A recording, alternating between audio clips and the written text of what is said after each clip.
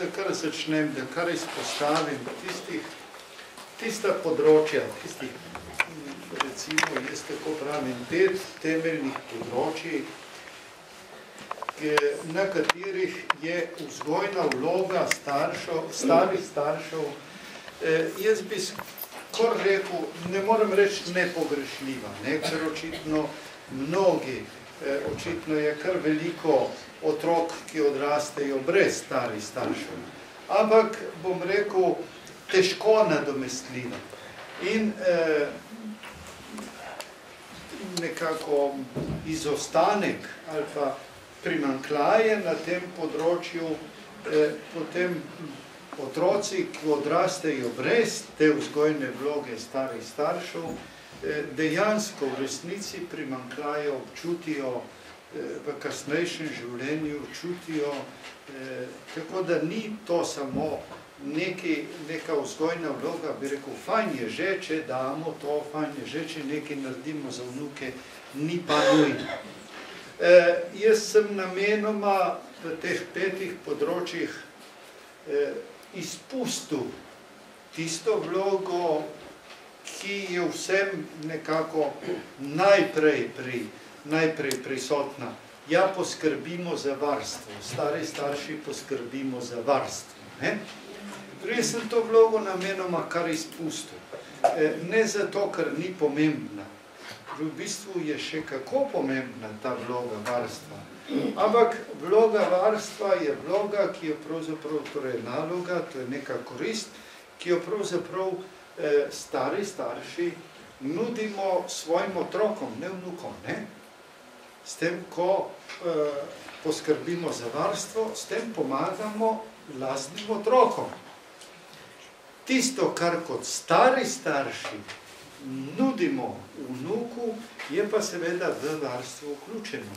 To dajemo bodisi takrat, ko imamo vnuke v varstvu, to velja zlasti, ko so mlajši, bodisi kasneje, ko odraščajo, ko gredo v vrtec, šolo, kasneje podobno, bodisi v teh srečanjih, kakršne pač imamo.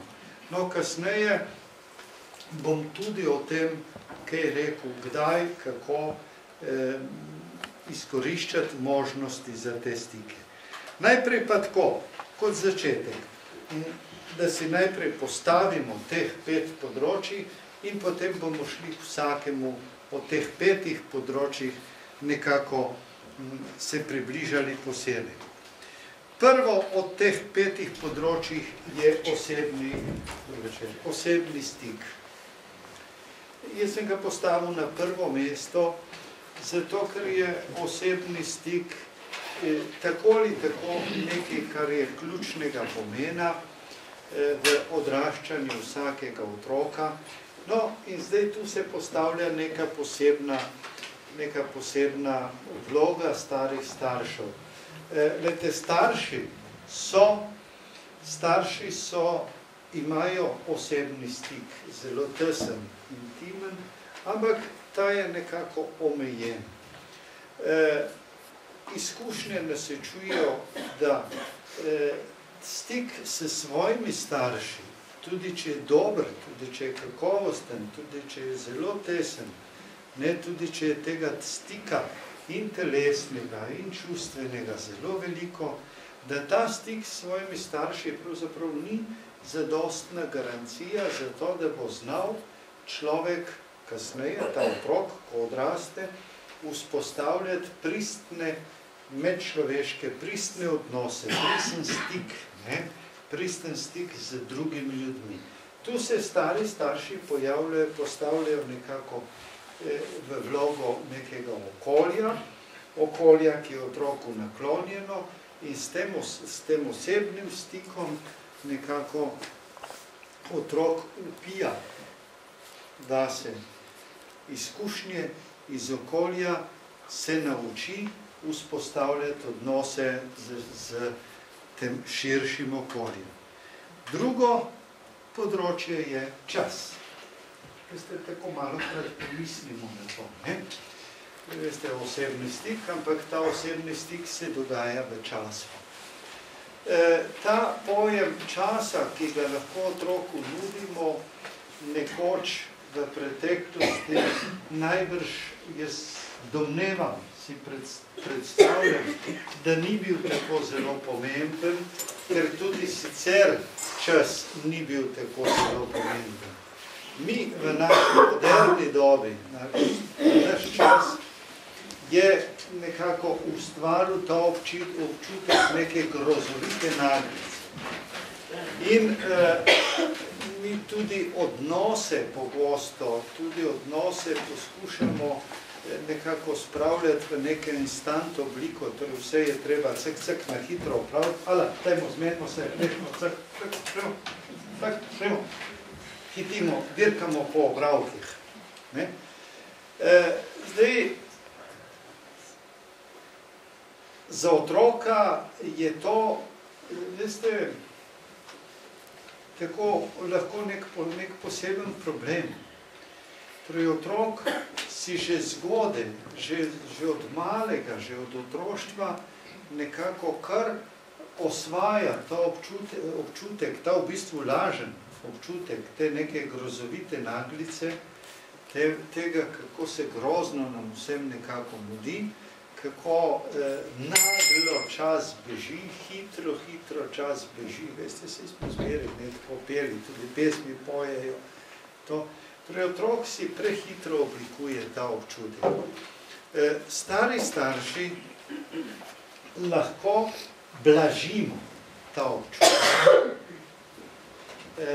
Mi pravimo, prav zaradi tega, torej ne samo zaradi tega, obstajajo še drugi, ta neka napetost, nekako nestrpnost, ki je splošna, ampak poleg tega je ta naglica. Čas je tista, zaradi katere pravimo, da je pač čas, naš čas, ko smo vsi živčni, vsi napeti, vsi stresni, govorimo o stresu, naše življenje je stresno, sami stresi in tako naprej. Veliko vlogo pri tem igra čas. No in stari starši lahko eno zelo dragoceno vlogo, dragoceno poslanstvo opravljamo, če svojim vnukom lahko posvetimo nek čas, ki ni obremenjen z gledanjem na uro, ki ni obremenjen z urnikom, kjer je v središču pozornosti, prej smo rekli, to, da smo skupaj, stik. In seveda med tem, ko smo skupaj, med tem tudi teče čas. Ampak ni tisti čas, ki je bistven. Tretja stvar, ki jo lahko prenesemo na otroka, so naše izkušnje. Na vnuka so naše izkušnje. Torej, to so nesporne izkušnje, znanje, bi rekli, ampak jaz raje kot znanje uporabljam besedo izkušnje. Ne gre zanemarjati teh izkušenj in te izkušnje vedno v preteklosti so starejši prenašali na mlajše. So na različne načine. Bomo še, torej ta prenos izkušenj, ki jih ne gre zanemarjati. O tem je treba govoriti, ker pač prav zaradi te naglice, o kateri sem prej govoril, se včasih oblikuje nek lažen občutek, kot da pravzaprav starejši nimamo več kaj naučiti mlajših.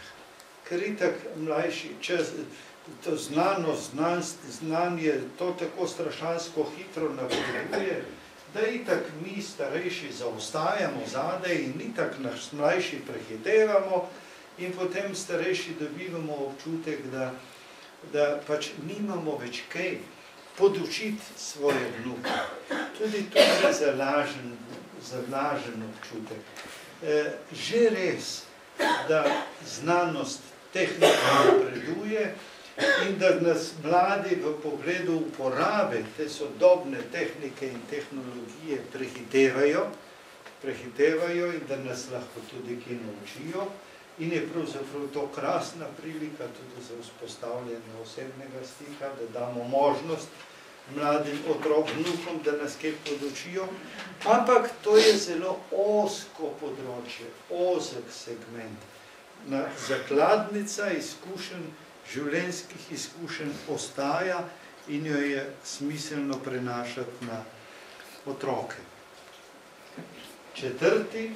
Četrto veliko področje je modrost.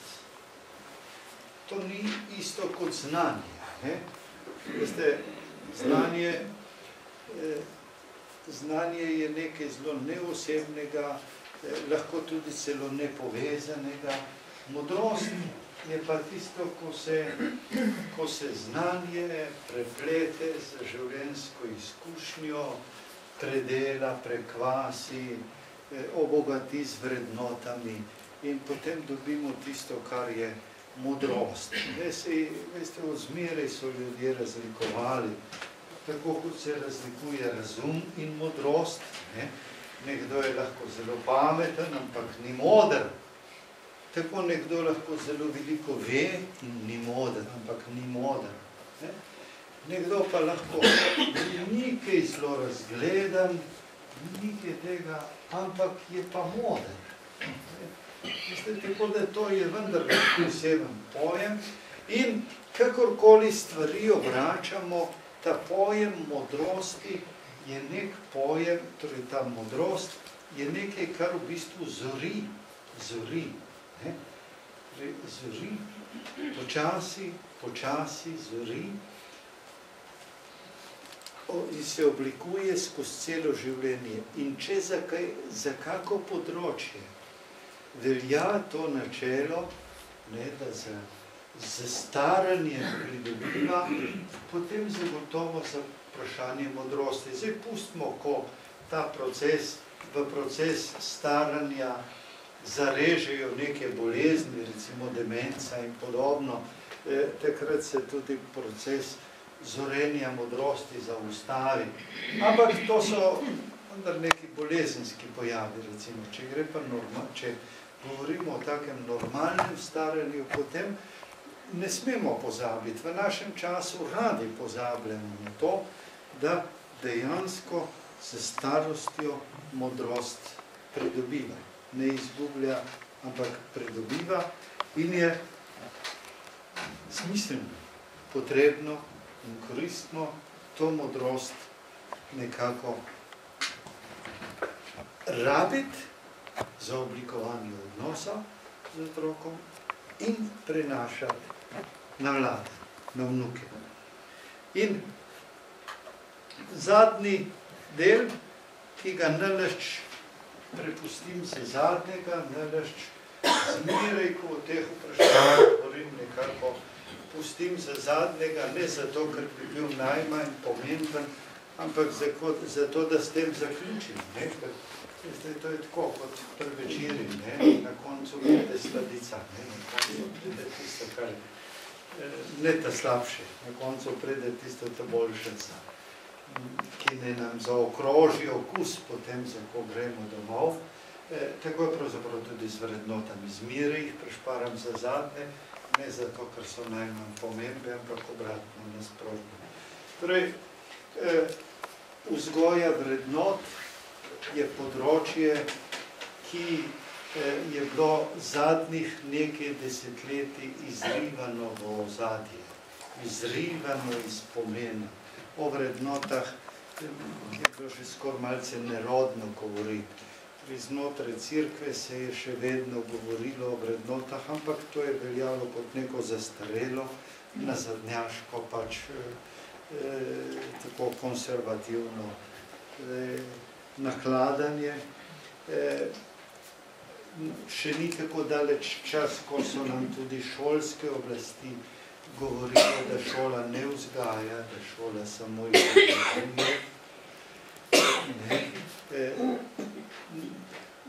Vrednote so pa nekaj tako, no ja, če že morajo biti, ampak za tiste ne se opredelijo otroci, ko bodo odrasli, ko bojo imeli svojo pamet, Takrat se bojo pa odločili, za katere vrednote bojo sprejeli za svoje. Nekako ena taka drža, poenostavljeno, malce karikirano rečeno, je bila prisotna v polpretekli dobi. No, v zadnjem času se zelo zavedamo, nekako ponovno plodira to vprašanje o pomenu vrednot. Zlasti o tem, ko se v znanost urivajo vrednote, posebno vprašanje in sicer skozi vprašanje etike. Veste, se sledite najbrž na vseh področjih znanosti, kako postajajo aktualna vprašanja o znanosti etike. Etika v medicini, etika v raziskavah, bioetika, recimo, ki je aktualna zadnje čase. No, na mojem področju, recimo v psihoterapiji, pa velja že tam nekje od, bi rekel, že kar nekaj desetletij, že tam od 60 let dalje, velja v psihoterapiji to načelo, ne samo, da je zelo pomembna, ampak da je pravzaprav etika v psihoterapiji pomembnejša od strokovnih znanj. Za oblikovanje, za nekako profila, poklica psihoterapeuta je etika na prvem mestu. No in recimo kot zanimivost za utemeljitev tega, kar sem zdaj rekel, pri akreditacijah inštituta mi smo dali skozi, pred nekaj leti, smo dali ta proces skozi, pridobiti neko to mednarodno evropsko akreditacijo za naš inštitut za psihoterapijo in v procedurah med dokumenti, ki jih je potrebno predložiti, je na prvem mestu etični kodeks. In kot drugo zanimivost, ko smo mi poslali te našo dokumentacijo, potem tej komisiji, nismo od Evropske komisije, od komisije, ki je to pregledovala, na strokovni del dobili niti ene pripombe. K etičnemu kodeksu pa da. Tako zelo pomembna so ta vprašanja. No in zakaj sem se nekoliko bolj ustavil ob tem? Zato, ker tu je pa neko področje, ko je pravzaprav skoraj bi lahko rekel v našem času, ki je tako nekoliko, jaz bom kar rekel, zmeden, pa se skoraj moramo si reči, si priznati, da je tu vzgojna vloga starih staršev pri vzgoji vrednot skoraj da nepogrešljiva.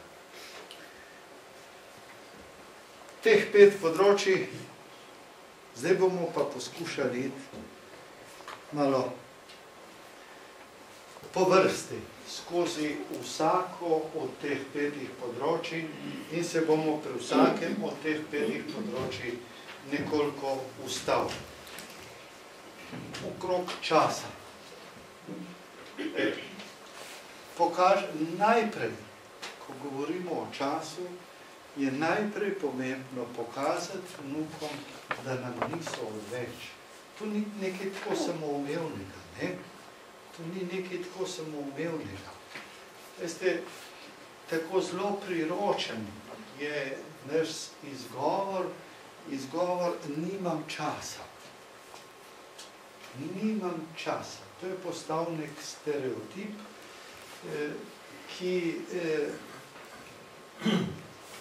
ki nam je tako pri roki, ne da bi se zavedali. Včasih se sam sebe vprašam. In čeprav te stvari vem, kako je, včasih se zalotim v razmišljanju, kolikokrat rečem, nimam časa. Kolikokrat rečem, nimam časa, če celo ko bi se lahko malce drugače organiziral. Pa nam je to prišlo nekako strašansko v navado, nimam časa. Ampak, veste, ko rečem, nimam časa vnuku, takrat mu s to izjavo nimam časa, dam neko sporočilo, neko usporedno sporočilo, da nam je nekako odveč. Vsaj v tem trenutku, tudi načelno ni, nasplošno ni, ampak v tem trenutku, da nam je odveč.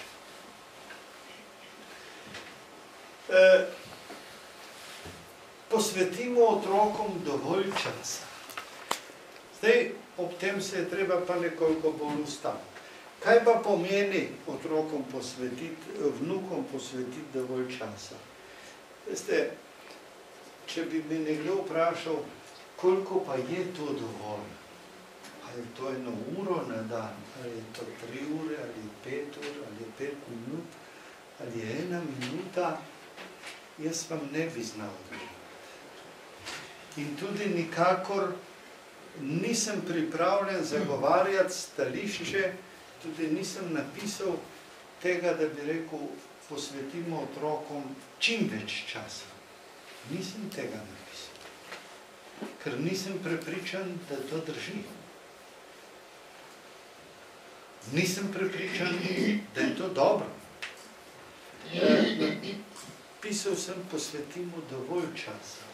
Dovolj časa pomeni toliko časa, kolikor ga pravzaprav oni potrebujejo za to, da ga preživijo z nami. Ne jih pri tem zavrniti, če je le mogoče, in jih prekrajšati, ampak za stare starše je to pomembno, ne jih tudi obremenjevati s tem, da jih nekako silimo v to, takrat, ko njim ni do tega. Torej, posvetimo vnukom dovolj časa. Ta dovolj časa... Še. Ta dovolj časa je pa nekaj zelo relativnega. Torej, ta dovolj časa se zelo razlikuje glede na starost, glede na otrokove potrebe, glede na otrokove navade, želje in tako naprej. Ta dovolj časa bo lahko včasih nekaj ur, drugič bo nekaj minut. Ne merimo v urah, kot časovnih enotah, ampak merimo v tem, kaj otrok potrebuje. Kaj je tisto, kar je koristno, kar on sprejema, kar mu je dobro. In tretje, uporabljamo pri tem tudi sodobna sredstva. No, tu, prej sem že omenil, da nas otroci pač prehitevajo s sodobnimi sredstvi, z novo tehnologijo, ki prinaša mire za vsake novotarije, za vsake novosti. To pomeni, da prinaša pozitivne pluse in minuse, pozitivne in negativne stvari. Prinaša koristi in prinaša škodo. Vse te novotarije, recimo, če uporabimo mobitel, pa tudi druge stvari, računalnik, kjer to je, kjer to navadi podobno Skype, kaj še vse lahko. Torej, vse te sodobni tehnični pripomočki za komuniciranje so lahko sila koristne stvari, so lahko tudi škodljive. Vsa povzročajo zasvojenost, vsa ta sredstva omogočajo, da se oblikujejo nezdravi odnosi. Recimo nadzor, ki omejuje samostojnost, omejuje odraščanje v samostojnost. Mobitel omogoča, da v vsakem trenutku opravljam nadzor. Klik, klik, halo, kje si, kaj delaš? Mobitel nam omogoča, da ustvarjamo lažen in povečujemo lažen občutek lažen občutek te naglice in pomena časa, prej, ne, ker govorimo o času. Ne? In zato je pomembno, da mi, da malo preskakujem, povezujemo to svojo modrostjo in znamo, da smo pravzaprav mi tisti, ki omogočamo, ki se trudimo, da je uporaba teh sodobnih sredstev podrejena smislu, cilju vzpostavljanja zdravih odnosov. Zdaj, recimo, dva primerčka taka, koristnega, zdravega in tako naprej, zdrave uporabe in dva primerčka škodljive. Recimo, primer koristne uporabe teh sodobnih sredstev. Otrok, vnuki ima rojstni dan, pa so nekje daleč, proč, nismo, se ne moramo videti, in ga pokličemo in uvoščimo. Ali pa je, vemo, da je zbolel, smo dobili sporočilo, da je zbolel, ni hudra, ima, ne vem, eno virozo, pa ga pokličemo, da mu malo povemo, da mislimo naj, da smo z njim. Ali pa gremo nekam na potovanje, pa ga pokličemo, mu povemo, da tudi tam mislimo naj. To so vse taki pozitivni, koristne rabe teh tehničnih pripomočkov. Zakaj o tem govorimo pri času? Veste, ker tudi to pomeni, da celo čas, ko nisem fizično z njim, ko nisem zraven, ko nisva skupaj, ko nisva tako eden ob drugem, se lahko povezujeva. Lahko je pa to tudi zelo, zelo škodljivo. Pa čeprav zgledaj namenoma bom izbral tak primer, ker bi rekli, to je pa ja nekaj lepega. Otrok gre v šolo in pove 3. šolsko uro, pišemo test. In potem takoj, po 3. šolski uri, ali pa takoj po pouku še predi mobitel, kako ti je šlo? Mi mislimo, da je to lepo stvar, da pokažemo zanimanje. Ampak v bistvu delamo dvojno škodo ali pa še več. Eno je, da ustvarjamo en škodljivo predstavo o času pri otroku, kajti otroku je čisto enako šlo, če nam zdaj pove, zdaj ali pa če nam pove čez 2 uri, ali pa če nam pove naslednji dan. Čisto enako, on je te svoje opravil, tiste mimo zaključil in nič se ne spremeni.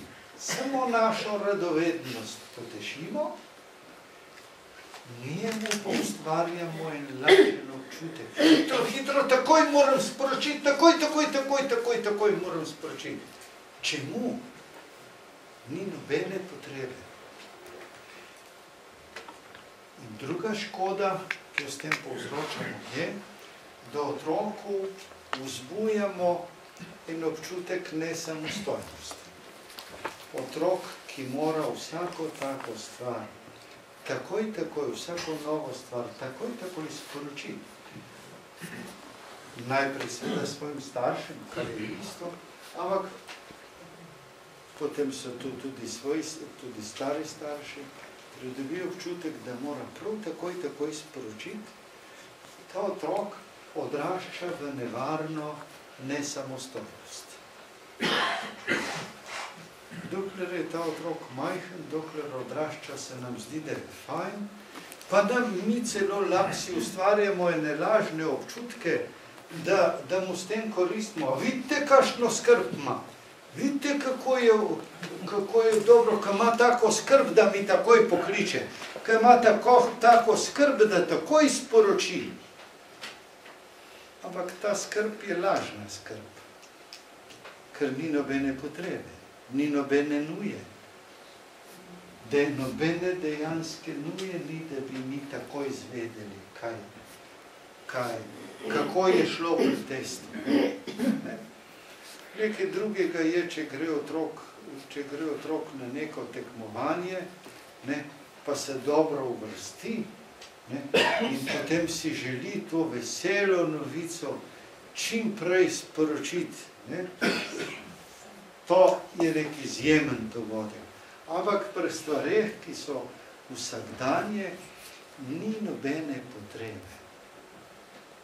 Je potrebno, da otroka pravzaprav vzgajamo v tem, da zna te določene stvari tudi zadržati, počakati, dopustiti, da čas gre, mimo, opravi svoje. Torej, zato o tem govorim v tej postavki o času. Torej, čas. Res je sicer, da so se razmere življenjske spremenile, da večina starih staršev je, vsaj dokler so ti vnuki še majhni, še življenjsko aktivna in so še zaposleni in torej nimajo možnosti biti kar stalno s svojimi vnuki, tako kot nekako idealizirano se predstavljamo tam. To je že res, ampak vseeno, življenjski slog je drugačen in zato je pomembno, je dobro, da poskušamo stari starši blažiti tisti pritisk časa, ki se umetno ustvarja, ta naša doba, naš življenjski slog umetno nekako vceplja otrok. Drugo področje je področje izkušnje. Ko govorimo o izkušnjah in prenašanju, oziroma nekako temu, kaj damo na področju izkušenj lahko svojim vnukom, tu je potrebno govoriti o dveh vlogah, ki se dopolnjujeta, ki nista različni, večinoma nastopata skupaj, lahko ampak vseeno sta dve, ki se dopolnjujeta in oblikujeta celoto. Torej, ena naloga, eno poslanstvo je, da dajemo vnukom možnosti, da si pridobivajo izkušnje. Druga, da na otroke prenašamo svoje izkušnje. Da kako svoje izkušnje prenašamo na otroke, s tem, da otrokom pripovedujemo o svojih izkušnjah, o svojem življenju, otrokom pokažemo kaj in tako naprej. Torej, to prenašanje izkušenj na vnuke je krasna stvar in to znamo, to nam gre. Drugi del, dajemo vnukom možnosti, da si pridobivajo izkušnje. Ta je pa pravzaprav, bi rekli, bolj zahtevna, ker smo tudi mi kot stari starši zelo nekako pod vplivom našega časa, naše dobe, je prežeta z neko permisivnostjo, s otrokovimi pravicami in tako naprej. In mi bi kar radi kot stari starši kup stvari počeli, naredili na mesto otrok. Malo se ta stvar povezuje tudi s časom, o katerem sem prej govoril. Starši bi pa radi vse na hitro, se jim mudi, zmeraj, ampak to je danes bolj, ampak to je bilo tudi včasih, veste, da staršem se je zmeraj bolj mudilo kot starim staršem. Staršem se zmeraj bolj mudi. Zato pa moramo stari starši nekako tu malo pritiskati na zavoro, bi rekli, in omogočati, da si otrok, da si vnuk pridobiva izkušnje. dajati priložnosti otroku, da proba, da poskuša, da sam nekaj preizkusi, da izkusi, da občuti, da doživi. Kako, na katerih področjih, kje, na vseh področjih. Gre od domačih opravil, hišnih opravil, ker je potrebno, da damo otroku možnost, da se pridobi izkušnje, da se nauči, bi rekli, ne? Da se nauči, ampak ne gre samo za tisto teoretično učenje, gre za pridobivanje izkušnje.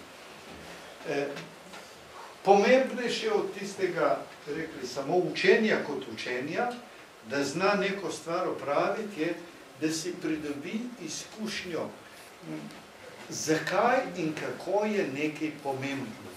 No, zdaj bom poskušal prav pri tem domačem opravilu pokazati razliko med tem, kaj pomeni otroka naučiti in kaj pomeni mu omogočiti, da si pridobi izkušnjo. Naučiti je, zdaj, recimo, tako, primi krožnike, poberi z mize, da tja pod toplo vodo speri, pobij in zloži v pomivalni stroj. In otroka naučimo, kako to opravi. Smo ga naučili, da smo zaključili. Nismo mu dali izkušnje, zakaj je to pomembno. Dati izkušnjo pomeni, da se otrok zave, kaj je s tem naredil. In mi kot stari starši, ki se mu posvetimo, bomo šli lahko dlje, bomo potem počakali, da še pralni stroj, še pomivalni stroj opravi svoje delo, ali pa bomo morda celo na roke pomili to, skupaj z njim.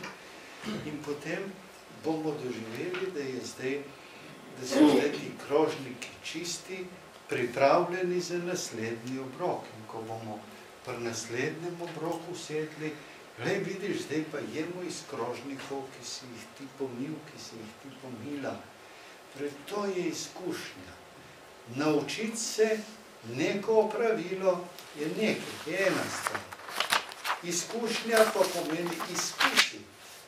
Priti do spoznanja, zakaj je to pravilo v življenju pomembno in koristno. To so opravila, o tovrstnih izkušnjah pa lahko govorimo na vseh drugih področjih. Recimo na sprehod v naravo. Gremo, je treba hoditi, zato da se razgibamo, da si utrdimo mišice. Ampak potem si utrdim mišice tudi, če hodim po stopnicah 1 uro gor in dol. In zaradi samih mišic je čisto isto. Lahko je celo še bolj koristno in učinkovito, še bolj si utrdim mišice, če hodim 1 uro po stopnicah gor in dol. Iti na sprehod pa pomeni veliko več. Izkusiti naravo, biti v stiku z naravo, doživeti naravo, opazovati okolje. In to je izkušnja, ki jo lahko otroku damo. Pogosto staršem tu zmanjka. Peljejo otroka na izlet in grejo na izlet in grejo tja in nazaj in konc.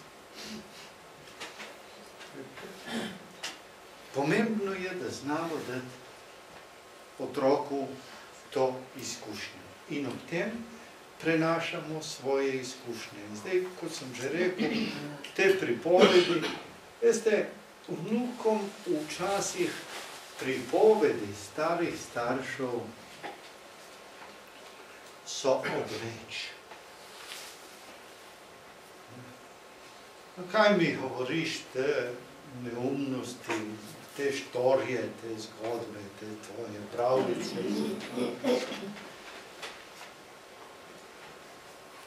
lahko so osebne zgodbice, lahko tudi zares pravljice. Vnukom so odveč. A to pomeni, da je potem potrebno s tem prenehati? Nikakor ne. Morda se je potrebno vprašati, preveriti pri sebi, kako, na kak način delam. A to delam na tak način, da morda ni dovolj zanimivo, ali kakorkoli.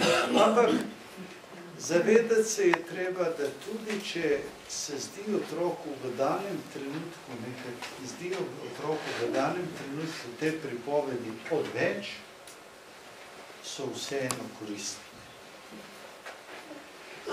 Tovrstne pripovedi so, torej prenašanje izkušenj, je vedno koristno. Zanimivo, koristni mnogih takih pripovedi se ljudje zavemo šele v poznih, zrelih letih. Na mnogo tega, kar nam sta, poskušajmo maliti vase v svoje spomine. Mnogo tega, kar so nam pripovedovali stari starši, kar smo slišali, potem v procesu odraščanja pozabimo in nam postane brezvezno in čisto mimo in potem stari starši bi rekli, zakaj sem mu sploh govoril, vse nima pojma, se nič od tega ne ve. Ampak je to samo začasno in navidezno. Čez nekaj let se začne to vračati. Torej v bistvu to prenašanje izkušenj na vnuke je naložba na dolgi rok. Od tega pravzaprav ne moremo in je nesmiselno in neupravičeno, da pričakujemo takojšnje in hitre učinke. Učinki se bodo pokazali veliko, veliko kasneje.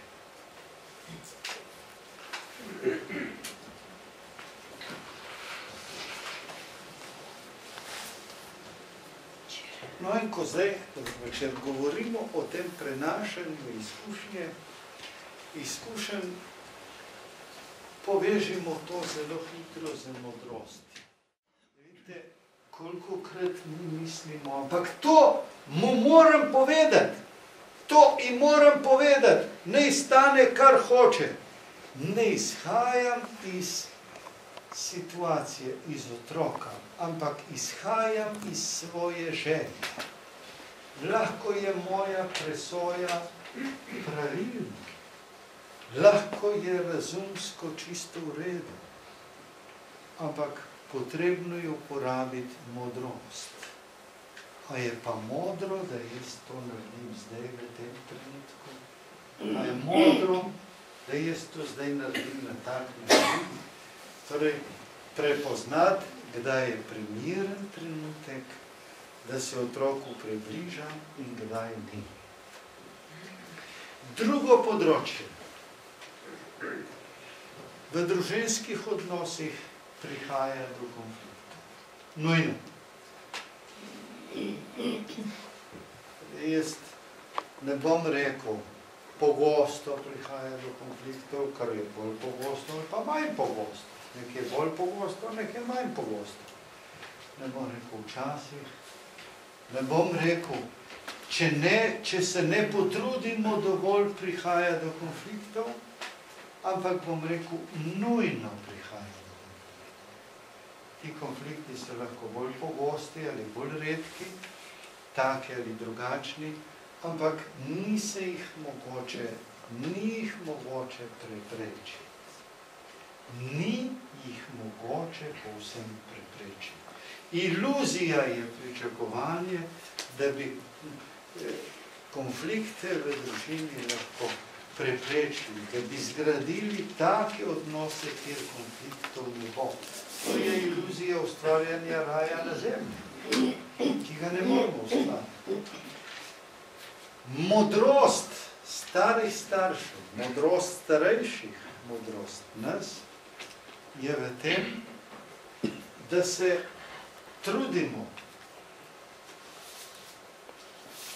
ustrezno se odzivati na konflikte.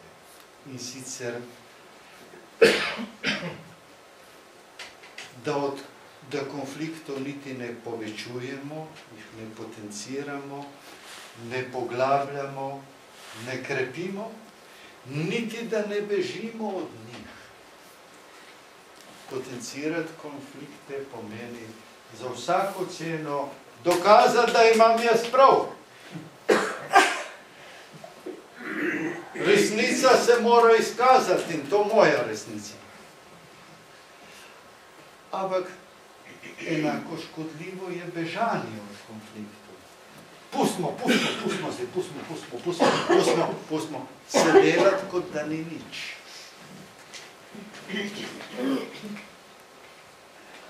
Manj se sliši, ni galame, če bežimo od konfliktov, ampak tudi odnosov. Torej, modrost pomeni poskus, trud, vlaganje napora, truditi se, da konflikte rešujemo, da iščemo kompromise, da se na zdrav način prilagajamo.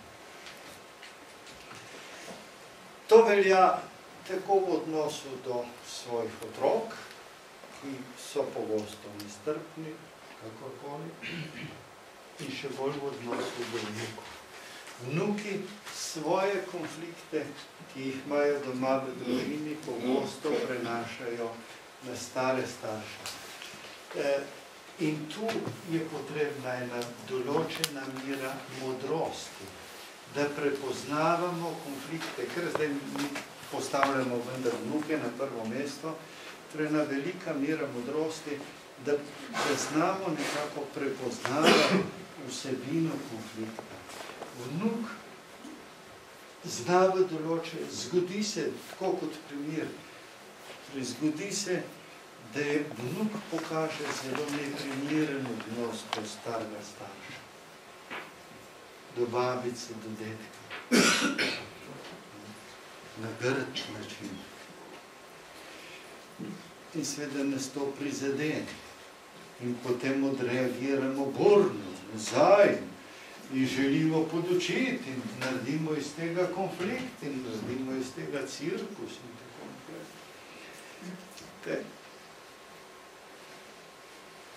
Lahko, ne da bi se vprašali, ne da bi poskušali razumeti konflikt in ga rešiti. Lahko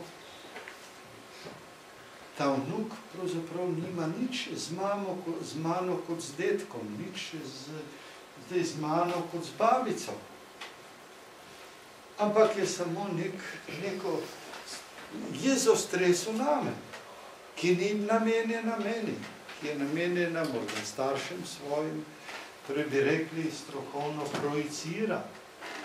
Stari starši se pogosto pojavimo v vlogi nekih katalizatorjev, nekih rekel, objektov, v katere vnuki projicirajo neka svoja čustva, pogosto tudi jezo, razočaranje, nezadovoljstvo in tako naprej, ki ga ne morejo na tak način pokazati v odnosu do svojih staršev. Osebni stik, zdaj gremo nekoliko po drugačnem vrstnem redu. Kaj pomeni osebni stik? Seveda to vemo, v zadnjem času, v zadnjih letih tako zelo veliko govorimo o tem pomenu osebnega stika, zato bom pri osebnem stiku opozoril samo na par stvari. Bodimo pristni. Pristni pomeni se truditi, da ne igramo vlog, da smo taki, kot smo, da smo odkriti, odprti, da ne nastopamo. Ne igramo vloge, ne vem česa, ampak smo to, kar smo. Biti pristen. Veste, otrok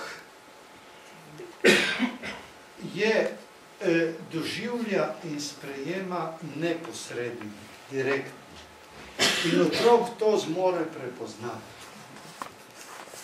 In če odrasel človek do njega ni pristen, če igra vlogo, otrok to doživi kot zaveso, pa kot šipo, kot da od tega človeka doživlja kot šipo. Da sicer vidim, je tam, ampak nimam stika z njim, ne moram se ga dotakniti, ker je šipa vmes. Torej, zato ne igrajmo vlog, ne nastopajmo. Ko jaz rečem, ne igrajmo vlog, pomeni, da ni prepovedano, ne vem, recimo z otrokom se igrati. Vse, ko se z otrokom igramo, takrat igramo vloge. Ne? Ko se igramo, takrat se igramo neke vloge. Ampak to vrstno igranje, kadar se igramo in oba veva, da se igrava in zdaj se jaz igram, ne vem,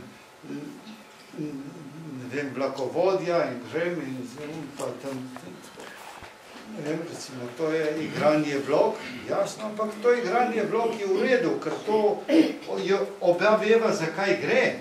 Mi se igramo.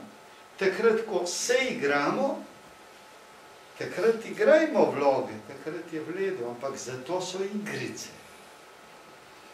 Zato je otroška igra, da igramo vloge. Temu je namenjena otroška igra.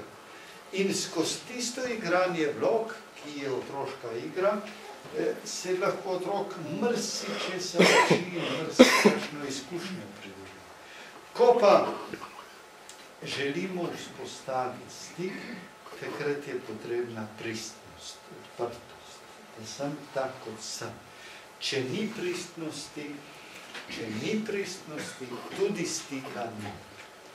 In druga stvar, pripravljeni prisluhniti vnuku ob njegovih stiskah. Veste, mi danes veliko govorimo, da se z otroci premalo pogovarjamo. Ko beremo v časopisih in tako naprej. V bistvu to ni res. Ker danes se veliko več pogovarjamo z otroki, kot so se v preteklosti. Bistveno več, veliko več se pogovarjamo. Ampak problem tega pogovarjanja je v tem, da je premalo naše pripravljenosti, da bi otroku prisluhnili. Danes velikokrat skušamo biti pametni in mi preprosto vemo, kaj otrok potrebuje, in mi vemo, kaj je za otroka dobro, in mi vemo, kako se otrok počuti, in ne čutimo niti želje, niti potrebe, da bi otroku prisluhnili. Otrok pa potrebuje to, da mu prisluhne. Mi znamo sicer otroka spraševati, kako je bilo v šoli, kako si se imel, kaj ste delali, kaj si jedel, kaj je bilo za kosilo, tako naprej, tako naprej, tako naprej. To je zaslišuje, mi ga zaslišujemo, to je zasliševanje, to je zasliševalni pogovor. V zasliševalnem pogovoru ni pristnega stika, on je tam na zatožni klopi, ki daje odgovor. Otroku prisluhniti je, pomeni biti tam, biti na razpolago in dati možnosti otroku, da spregovori o tistem, kar sam trenutno čuti, doživlja za pomembno in ne o tistem, kar mi mislimo, da je pomembno. Tako da to je stvar osebnega stika. In ostaja nam, na uro gledam, pa vidim, da sem kar že malo predolg skoraj, ostaja še zadnji problem vrednot. Že na začetku sem dejal, da je pravzaprav področje vrednot tisto, kjer je pa posebej treba, jaz vendarle mislim, zaradi načina življenja, zaradi pogojev, v katerih živi naša družba kot taka, zaradi zanimanja tega zmaterializiranega sveta, potrošniške miselnosti, neke hedonistične miselnosti, ki prevladuje, ki preveva in tako naprej. Vendarle mislim, da bo potrebno tu na starih starših nekako na starih starših zgraditi nek most, da se nek trden prenos vrednot naredi. Mi govorimo o krizi vrednot pogosto v današnjem času. Ne? Kar naprej na vseh področjih poslušamo o krizi vrednot. Zdaj, če imamo krizo vrednot, kaj naj potem stari starši naredimo na tem področju? Kako ne to krizo vrednot stari starši rešujemo? No, beseda kriza vrednot je popolnoma zgrešena izraz. Ta pojem kriza vrednot je zgrešen pojem. Mi nimamo krize vrednot. Nikakršne krize vrednot. Mi smo v krizi, to je eno. In drugo, torej v neki hudi krizi, v zavedanju zgrešenosti se je znašel v tem našem času cel kup teh nekih umetnih vrednot, ki so bile vsiljene naši družbi, tam ta proces sega že nazaj, že pred 19. stoletje, posebej, ne, že prej se je ta proces začel, ampak posebej intenzivno so se te sodobne, moderne vrednote nekako vsilile z željo, da bi izpodrinile vse zdaj te tradicionalne vrednote, so se vse te vrednote v 20. stoletju nekako vsilile. In vse te navidezne, lažne vrednote, ki so se ponujale, ki nam jih še zmeraj pravzaprav vsiljujejo, da bi z njimi izpodrinili tradicionalne vrednote, te so pa zares v krizi, ker te se kar zelo jasno kažejo, da ne delujejo, da ne funkcionirajo, da se po njih ne da zdravo in normalno živeti, in da če bi mi po njih živeli, bi ta naš planet spravili in s človeštvom na čelu spravili nekam do uničenja zelo hitro.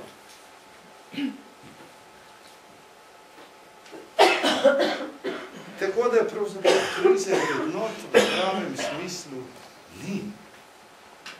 Tudi raziskovalci, strokovnjaki, ki se ukvarjajo z raziskavami vrednot, tega ne kažejo.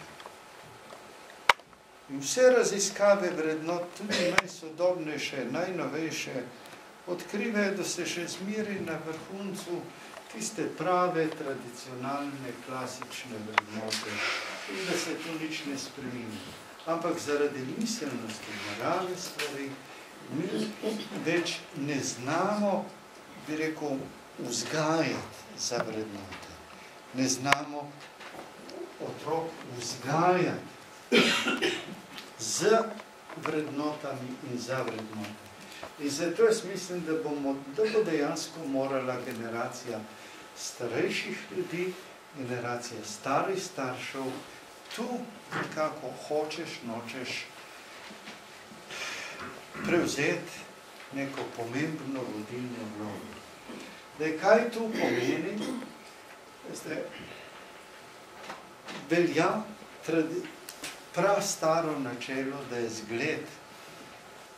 je zgled najboljše vzgojno sredstvo in če to velja načelno, potem še to tem bolj velja pri vrednotah. In torej je v bistvu, če hočemo na tem področju nekaj narediti, potem je nujno, da začnemo pri sebi.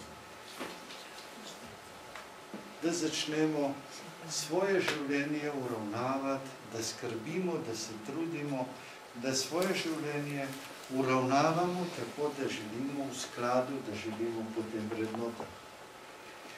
In da tudi dovolj jasno, da svojih vrednot ne skrivamo, da svoje vrednote tudi dovolj jasno postavljamo v ospredje svojega življenja.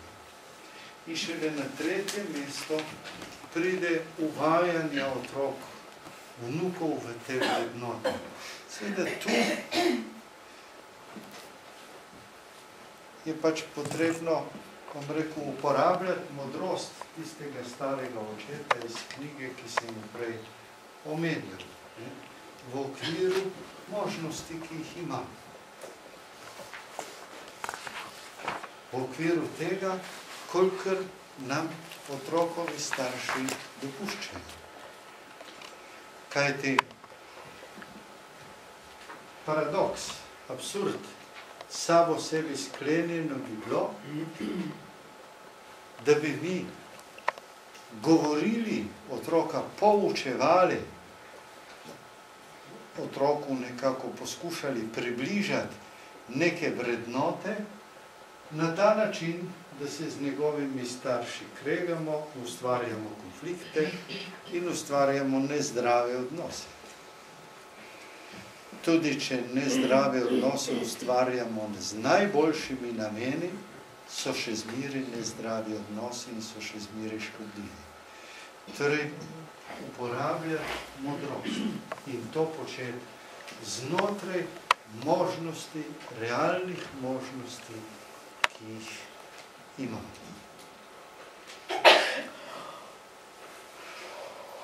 In pri tem nekako ustrajati na tem, da se vrednote ne vzgajajo in prevzgajajo od danes do jutri.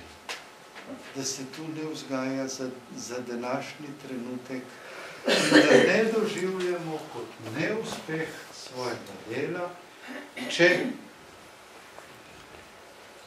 rezultati našega dela niso takoj vidni. Jezus je doživel katastrofalen neuspeh svojega vzgojnega dela in učenja vrednot. Vsi so ga zapustili. Vse njegovo učenje je bilo larifari. Nič ne bilo. Vsi so šli, vsi so ga zapustili. Če bi šteli če bi kratkoročno mirili učinke njegovega dela, potem bi rekli katastrofa. Ampak učinek njegovega dela ni bil na kratki rok, je bil na dolgi rok. Učinki njegovega delovanja so se začeli kazati potem. Glejte, morda bi rekel celo tako, če zdaj to povežemo z modrostjo, ne kažimo, da bomo sadovega da ne pričakujmo, ne terjamo, da bomo sadove svojega vzgojnega delovanja na področju vzgoje vrednot videli mi.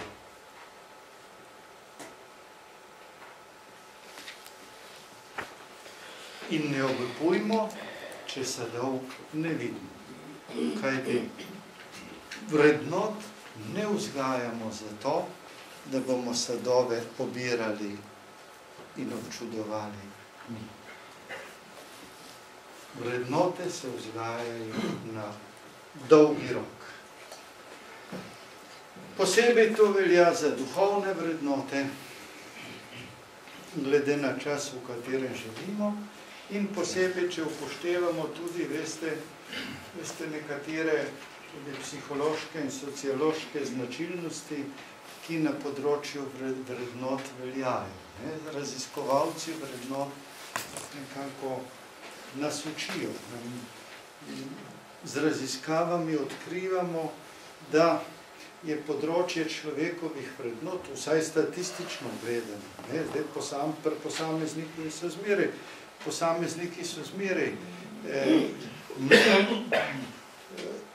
so posamezniki, ki od tega statističnega povprečja odstopajo, tako drugače, ampak v statističnem smislu, statistično se dogaja tu nek naravni lok, neka naravna pot v razvoju vrednot.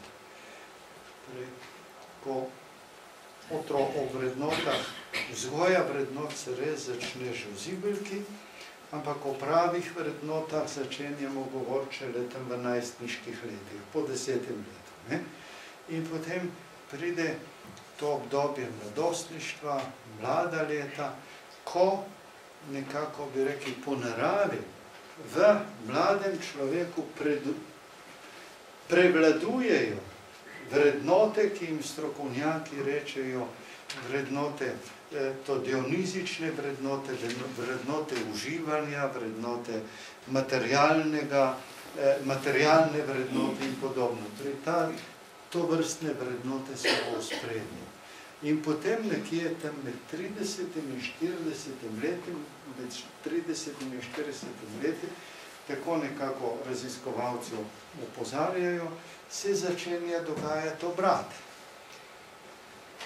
Iz teh vrednot uživanja, torej hedonskih ali dionizičnih vrednot in materialnih vrednot se začne dogajati obrat proti duhovnim vrednotam.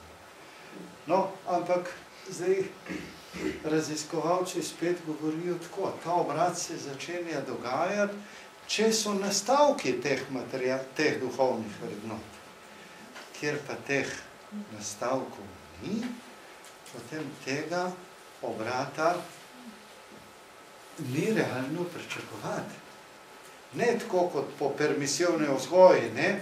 Po načelih permisivne vzgoje. Aha, torej, statistike tako kažejo, torej v mladih letih nima smisla vzgajati za duhovne vrednote, ker itak to pride v poštev šele na stara leta, ne? Tam po 40. letu. Če so nastavki. Stavkov ni, potem se ta obrat ne zgodi. To je pomembno vedeti samo zato, da nismo razočarani in da ne doživljamo nekih prehudih razočaranj in občutkov poraza, če učinkov naše vzgoje ni dovolj zgodaj. Če je katero področje, torej potem je področje vzgoje vrednot tisto, glede katerega pa mislim, da nekako brez vzgojne vloge starih staršev mi iz sedanje krize potrošništva, materialističnega hedonizma, v katero je zašla naša družba, pa naša zahodna civilizacija, ne bomo išli. Hvala lepa.